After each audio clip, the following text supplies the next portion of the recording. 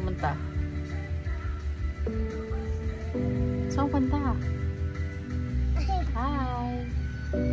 Hi!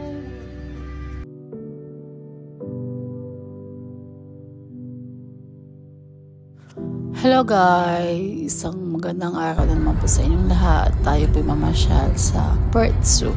First time po namin mapunta dito, kaya tingnan natin kung anong itsura niya. 12 years na ako ngayon dito sa Australia, pero first time ko palang talaga mapunta Perth Zoo. Madalas kami sa cover siya, may mas malapit lang dito sa bahay.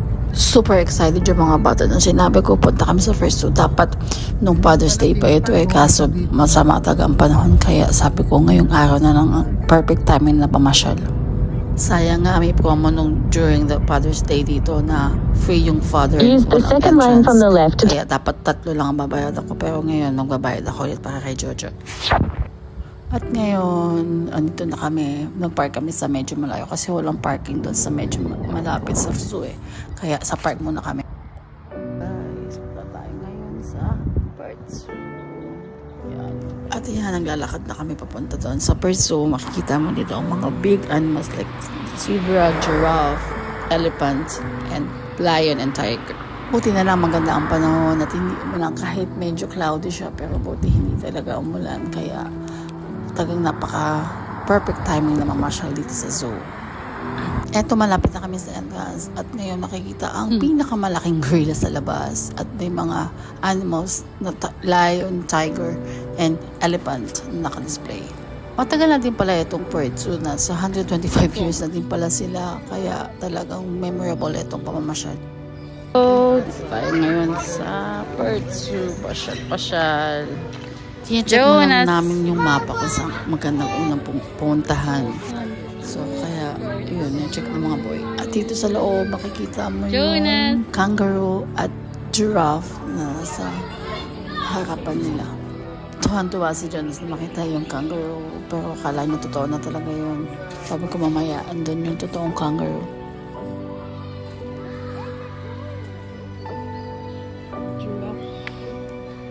Pwede ka din dito magpa-members. So, kung bala pumunta, palagi sa zoo. So, okay na yung membership. At yung membership na yun, pwede mo siyang gamitin sa ibang state ng Australia. Kahit sa ang zoo sa kanila, accepted nila yun. Yung titingnan muna natin yung league map kung saan magandang unang puntahan. Super excited talaga ako makita ang giraffe at elephant kasi sa Pilipinas meron siya doon, pero parang matanda na yung mga elephant tsaka giraffe. Sa labas akala mo maliit lang itong zoo, pero pag pumasok sa loob, napakalawak din pala at talagang bagay na bagay para sa mga animals. Talagang safe na safe din sila.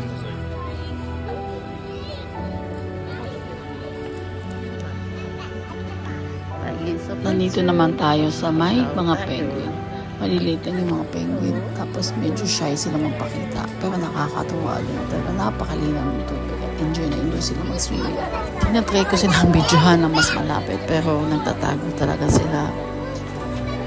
Medyo madaming tao. Pero hindi naman super crowded na yung araw na to. At super busy. Kaya talagang napakaganda ng masyal. Where's the penguin? Tayo sa penguin. Hanapin natin sila. Hinahanap ni Jonas ang penguin pero hindi niya makita kasi sobrang taas din nung pool na kung saan yung mga penguin. Penguin! Ano siya totoong swimming pool na pwede paglutuan ng mga bata.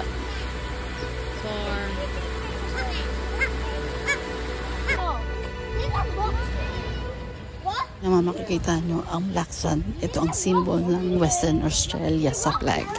Ito ang frogs, iba't ibang klaseng frog, at meron din silang buttons na maririnig kung anong sounds ng mga iba't ibang frogs.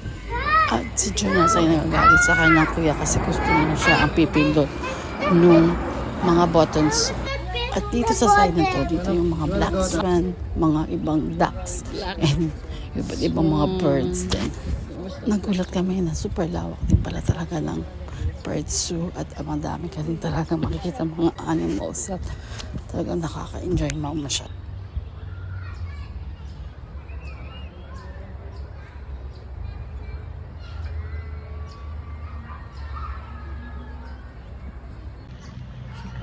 First time dito sa Perth Zoo.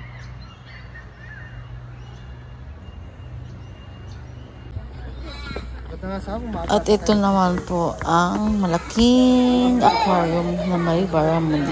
Ang barramundi ay common dito sa mga fish and chips shop. Sobrang laki talaga ng fish na to, parang 2 o 3 or more pa talaga sila sa loob ng aquarium na yan.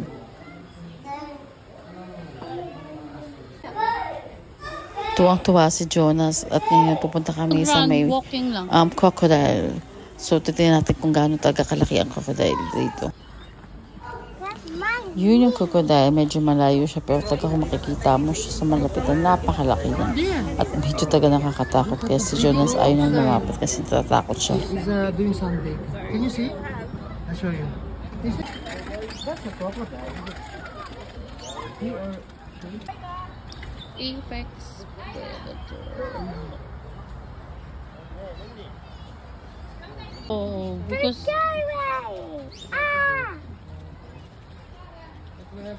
Jonas. At yan yung check nila kung saan kami pupunta. Si Jonas, kala mo alam niyo kung anong meron sa map na yan. Sobrang nakakatuwa talaga at super nag-i-enjoy sila dito sa zoo. At itong pool na to ay napakalaking fine tree at talagang nakakatuwang tingnan sila. Pupunta tayo sa birds. So, ito tayo sa big animals like giraffe and elephant. Uy, there's nothing dyan. Pumasok kami sa mga birds pero parang wala ako masyadong makitang birds. Parang nagtatago o nagpapahinga muna sila. At may nakita akong bird na para siyang kamugon na popular sa Marinduque. Marami kang makikitang ibon sa paligid dito. Kahit sa mga puno, madami talagang ibon at malaya silang nakakalipad at bahawal silang hulihin. At kung hindi, may mga ranger na manghuhuli sa iyo at bibigyan ka ng fines. At may mga ibon din na bawal silang pakainin at dahil kasi nagiging wild sila pag once na binigyan mo sila ng mga tinapi sa mga park. Yan, may under construction pa ng bagong playground at bagong canteen nila dito sa Perth Zoo. At makikita mo napakadaming puno sa paligid ng Perth Zoo at talagang piniserve nila itong mga puno na to at talagang hinahayaan lang nila. Super lawak ng Perth Zoo at talagang super nag-i-enjoy din ng mga bata at super laking playground ang natatakbo. Lalakad na kami ngayon papunta sa safari adventure. So makikita na natin ang mga big animals. Meron din pala dito mga food cart. So pwede kang bumili kapag nagutom ka at pag wala kang baon at pwede kang mag-picnic doon sa may grass o may mga table natin na provided nila. Abangan ang part 2 at susunod pang upload. Thank you for watching. Please follow and share.